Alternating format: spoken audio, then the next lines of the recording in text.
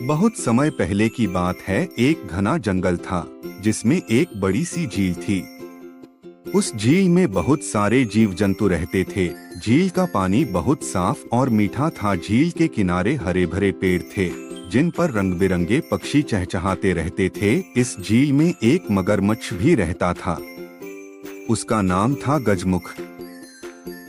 गजमुख बहुत ही बड़ा मगरमच्छ था। उसकी खाल हरे रंग की थी और उसकी लंबी लंबी दाढ़ें किसी को भी डरा सकती थीं। लेकिन गजमुख के दिमाग में बुद्धि बहुत कम थी। वह अक्सर बिना सोचे समझे काम करता और मूर्खतापूर्ण फैसले लेता। इस कारण झील के अन्य जीव जंतु उसे मूर्ख मगरमच्छ कहते थे। झील में गजमुख के अलावा कछुए, मछलियां, मेंढक और कई तरह के पक्षी रहते थे। सब लोग आपस में मिलजुल कर रहते थे। मगरमच्छ को छोड़कर सब शांतिप्रिय थे। गजमुख को अक्सर अपनी ताकत का घमंड रहता था। वह सोचता था कि उसकी ताकत के आगे सब नतमस्तक हो जाएंगे, लेकिन होता उल्टा था। झील के पास एक सुंदर आम का पेड़ था। जब गर्मी का मौसम आता तो पेड़ मीठे और रसीले आमों से भर जाता। आम खाने के लिए दूर दूर से जीव जंतु आते। गजमुख को भी आम बहुत पसंद थे, लेकिन वह इतना आलसी था कि पेड़ से आम तोड़ने की कोशिश नहीं करता। वह चाहता कि आम अपने आप गिरकर उसके मुंह में आ जाएं। आम के पेड़ पर एक चालाक बंदर रहता था। उसका नाम था चंपू। चंपू बहुत ही चालाक और चंचल था। वह गजमुख की मूर्खता का फायदा उठाकर उसे बार बार बेवकूफ बना देता। एक दिन गजमुख ने चंपू से कहा, अरे चंपू, ये आम बहुत मीठे लग रहे हैं, कुछ आम तोड़कर मुझे भी दे दो। चंपू ने शरारत भरी मुस्कान के साथ कहा, गजमुख भाई, आम तोड़कर देना मेरे लिए बहुत आसान है, लेकिन तुमको कुछ काम करना पड़ेगा। क्या काम? गजमुख ने पूछा। तुम मुझे अपनी पीठ पर बिठाकर झील की सैर कराओ, मैं तुम्हें आम दूंगा, चंपू ने कहा। गजमुख ने सोचा, ये तो बड़ा आसान काम है। वह झटपट तैयार हो गया। चंपू उसकी पीठ पर बैठा और गजमुख उसे झील के चारों ओर घुमा घुमा कर ले गया। जब घूमते घूमते गजमुख थक गया तो चंपू ने कहा, अब मैं तुम्हें आम दूंगा, लेकिन पहले तुम अपनी आंखें बंद कर लो। गजमुख ने आंखें बंद कर ली। चंपू ने एक आम उठाया और गजमुख के मुंह में डाल दिया। गजमुख ने आम चबाया तो उसे बहुत मीठा लगा। वह बोला, वाह, ये तो बहुत स्वादिष्ट है। लेकिन चंपू हर बार ऐसा ही करता। वह केवल एक आम देता और फिर कहता, अब कल दूंगा। गजमुख को हर दिन उम्मीद रहती कि आज चंपू बहुत सारे आम देगा, लेकिन चंपू चालाकी से उसे बेवकूफ बना देता। एक दिन गजमुख ने सोचा, ये बंदर बहुत चालाक है, मैं इसे डराकर ही आम ले लूंगा। अगले दिन जब चंपू उसकी पीठ पर बैठा तो गजमुख बोला, चंपू, आज मुझे सारे आम चाहिए वरना मैं तुम्हें खा जाऊंगा। चंपू डरने के बजाय हंसने लगा। उसने कहा, अरे गजमुख, अगर तुम मुझे खा लोगे तो तुम्हें आम कौन देगा? तुम तो हमेशा भूखे ही रह जाओगे।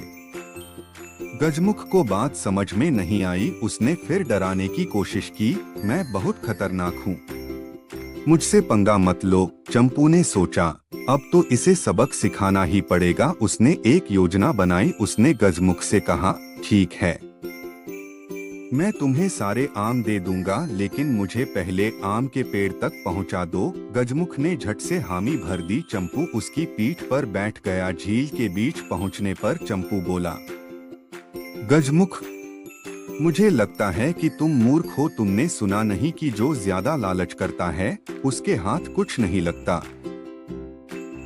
गजमुख को बात समझ में नहीं आई। उसने गुस्से से पूछा, ये सबक क्यों सुना रहा है? चंपू ने मुस्कुराते हुए कहा, क्योंकि अब मैं जा रहा हूँ। और यह कहते ही उसने एक लंबी छलांग लगाई और पास के पेड़ की डाली पर जा बैठा। गजमुख झील के बीच में अकेला रह गया। चंपू ने उसे आम दिखाए और बोला, ये आम अब तुझे कभी नहीं मिलेंगे, मूर्ख मगरमच्छ।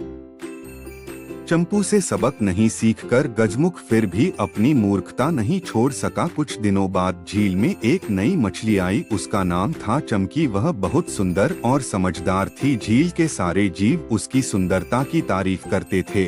गजमुख ने सोचा, अगर मैं इस मछली को अपना दोस्त बना लूं, तो सब मेरी इज्जत करेंगे। उसने चमकी से दोस्ती करनी चाहिए, लेकिन चमकी समझदार थी। उसने देखा कि गजमुख स्वार्थी और मूर्ख है, इसलिए वह उससे दूर रहने लगी। एक दिन गजमुख ने चमकी से कहा, तुम मेरी दोस्त बन जाओ, मैं तुम्हें झील का राजा बना दूंगा। चमकी ने हंसते हुए कहा, गजमुख, तुम्हारी मूर्खता जगजाहिर है। तुम्हें खुद ही अपनी देखभाल नहीं आती, किसी और को राजा क्या बनाओगे।